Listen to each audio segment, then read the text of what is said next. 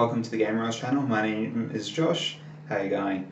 So today we're talking about the vertical sleeve gastrectomy, the day of surgery and up to 5 days following, and my experience having the surgery. My stats are I'm 117 kilos, my highest weight was 124 on the 15th of May. This is my experience basically.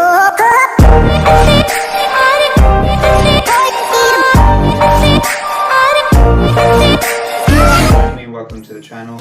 We're going to be talking about the vertical sleeve gastrectomy and my day surgery of it. I was in hospital for 3 days. My first day I walked in, woke up really early. I was at 4:45. I was fasting from midnight the previous night. I hadn't ate anything since really 6. I didn't have any late meals or anything because I wasn't really worried about being hungry. I was kind of all too nervous about having this procedure. Nervous, and I was kind of looking forward to it at the same time, knowing that it's the start of getting it all worked out and getting this surgery that I've been booking and planning for months now and talking with different health professionals. So it was all really cool and I was really looking forward, at the same time quite nervous.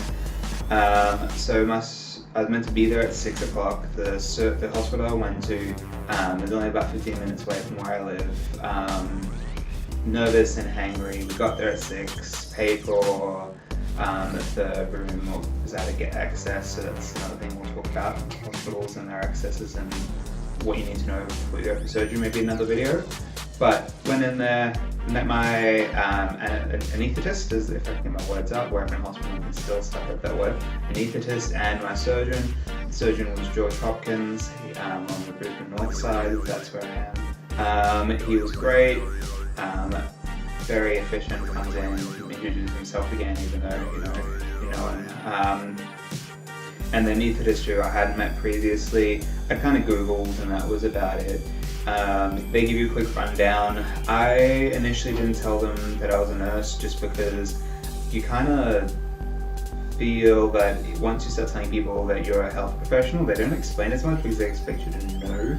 Even though you'll say, hey, I work in ED, basically ED, for people who aren't medical, if you work in ED, you're a jack of all trades, master of none, and I won't even say a jack of all trades, you know what you need to know about other fields. That's the bare minimum to get by in case of a patient that comes in with that, or you know where to look to find stuff, basically, if you don't know anything about it. But yeah, met him. He went through what was going to happen. We explained that, hey, we'll put a drip in your hand. I had a drip in my left hand. I hate hand cannulas. I kind of wish he did in my arm, but shit happens. So we got a drip in my arm and explained the drug that we'd be giving as part of your normal sedation. So usual sedation depends on doctor to doctor and what anaesthetist they prefer in the procedure they're getting done. Mine was propofol and then give you midazolam. So propofol is what they sedate you with, works really quickly. Everyone thinks that the gas is sedating. The gas is just oxygen. So it's just oxygen usually. It's very rarely anything else. And they give you something to calm you down prior to the procedure. Some people get pre-meded before if you're really anxious. I didn't. It was all smooth sailing for me. They put you in DVT stockings, which is a little tight stockings that they put you on, the same as what you see people wear when they're flying, in flight. Just because surgeries, you're lying flat, there's a high risk of getting a clot.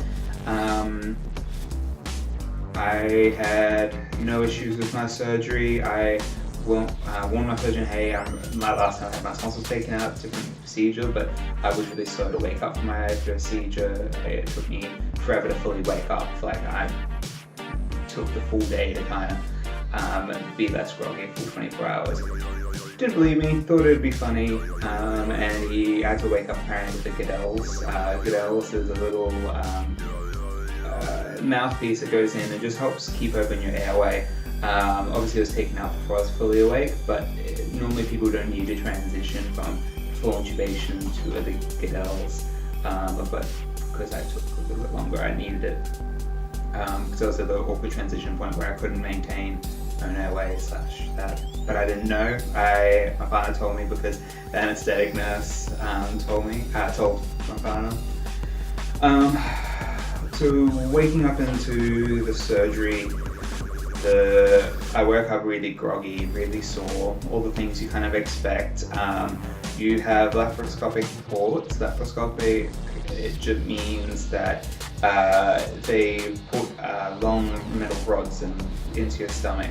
So there's port here, another one, I'm trying to feel where the bandage is over my shirt there, and another one there. And essentially they just work through there, and anything they need to pull out, they pull out just through those ports, so that way you don't have it open. If you don't do your diet properly before the surgery, you'll get stuck with having an open abdominal surgery sometimes. So depending on the size of your liver. So when they say you need to follow the diet, because if you get an open abdominal surgery, the recovery time is so much more and it is so much worse. And I don't have the best recovery. I didn't have the worst recovery, but I was quite uncomfortable for the first 24 hours. First 24 hours I woke up, like I said, from anesthetics, really groggy, painful. During the night of the surgery, I was connected to a PCA. So PCA is a patient-controlled analgesia. It's a little button you press every 5 minutes. It'll give you a dose of medication. I was hooked up to a fentanyl PCA. So a fentanyl PCA is quite strong.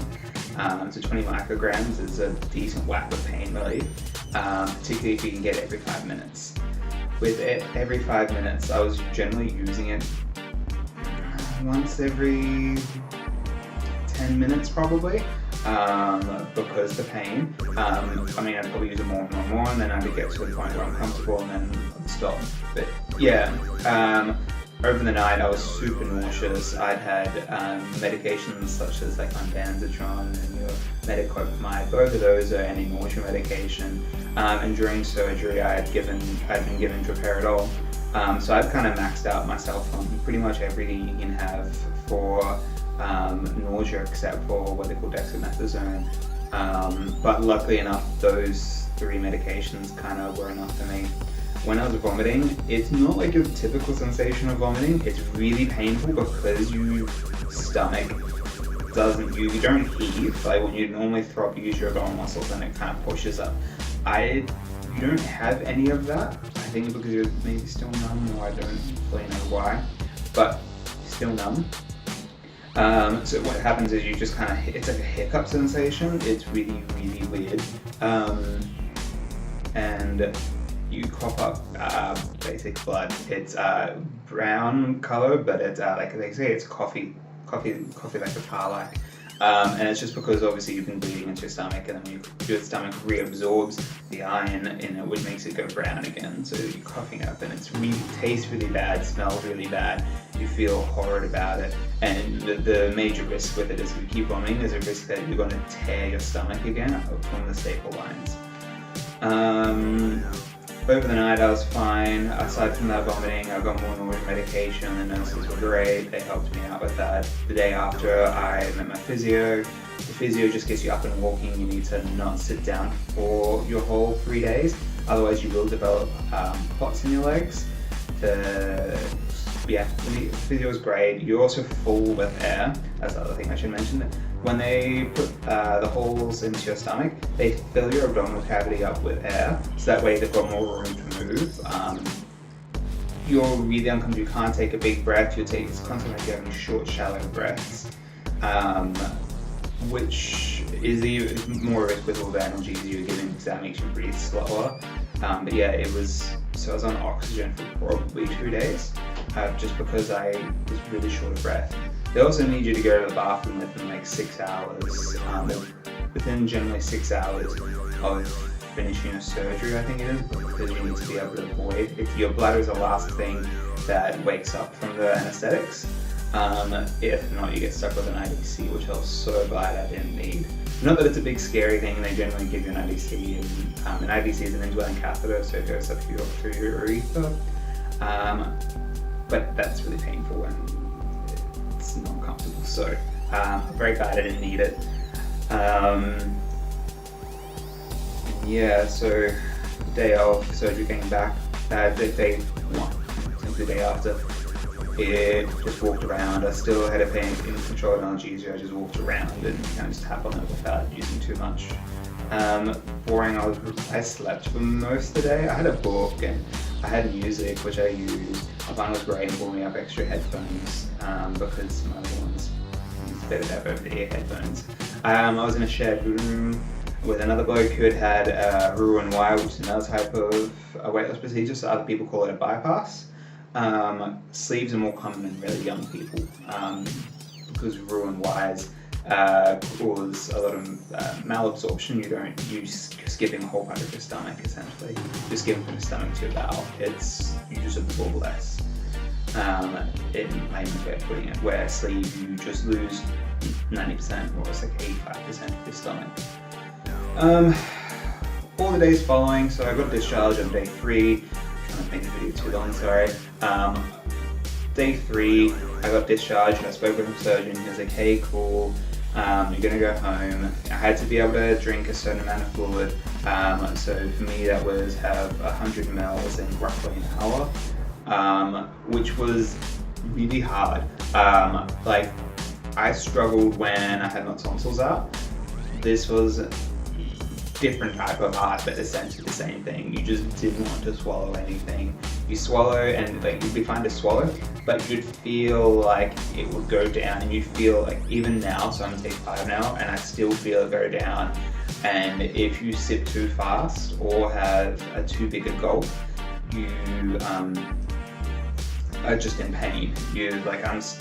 Today's my last day of my long-lasting pain relief. So I was given Targin Endone to go home to Targin's Endone and Naloxone, which just helps stop the naloxone stops you having bad reactions of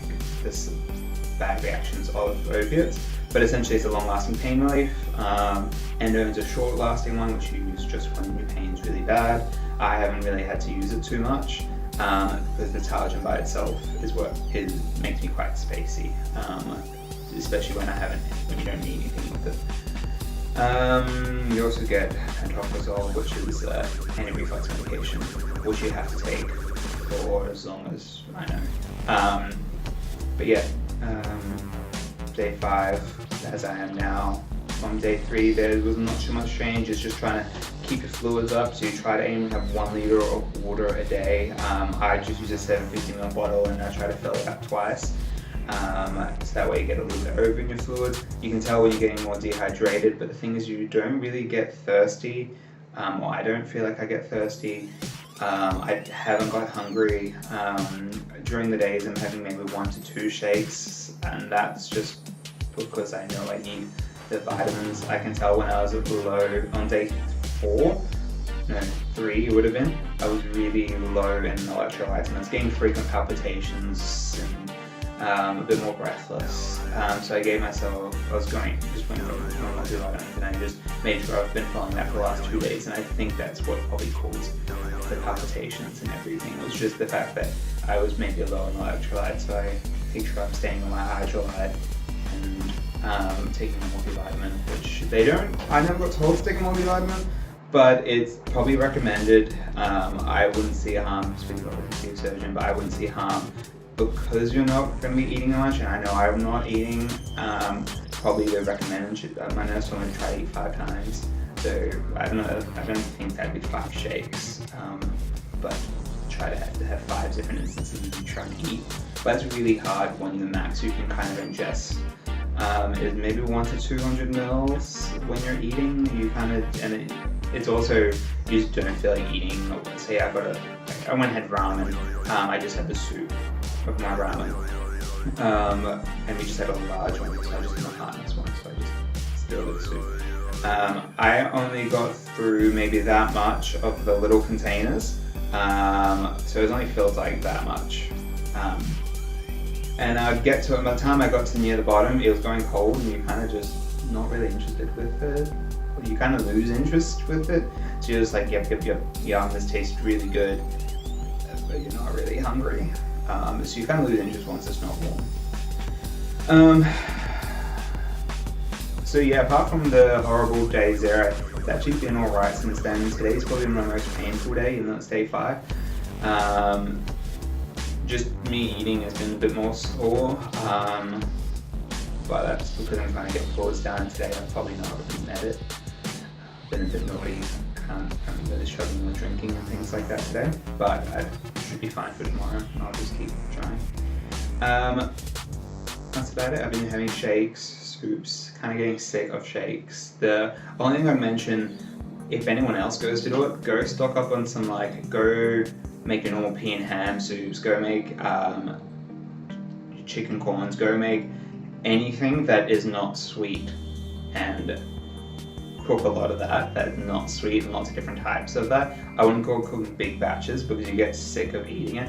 I'm sick of shakes only because I'm still drinking them, but you get sick of how sweet they are and the fake sparkling taste of it. You're going to start noticing once you start having them super frequently, but you get sick of fake sweetener. Everything you eat that is diet controlled has the taste of this fake sweetener. So I've started making my own shakes without protein powder, but obviously I'm still having them maybe to fill in. That's what I'm doing, so I'm just using raspberries and mixed fruits and blending it, and banana and things, and then I'll strain it to make sure, because it's supposed to be a clear liquid diet, so you've got 5 days, I should have mentioned, after you're not eating anything that cannot fit through a straw. Even then I'm being over safe and I'm straining everything to make sure there's no big seeds or anything, because if your seed gets stuck you can get an abscess or something. So an abscess is just a little part where something's got stuck and the body's kind of grown over it and it gets infected, and that you don't want that because it means you need more surgery. And I've only got 3 weeks booked of leave, so I don't want any extra time off. I think that's all for today. I was going to talk about making another video about the things that you should watch out for when you have your sleeve, or if anyone has any ideas, I'm happy to make some. I've got loads of ideas, but if people want to recommend, shout out. Thanks for watching. Don't forget to subscribe, chuck a like. If you want to see me on my Facebooks, I'll start putting down the rest of my socials, maybe over here. See if I can get better at annotating. I'm sorry if I'm really bad at editing. And thanks for watching, guys. Cool. Thank you.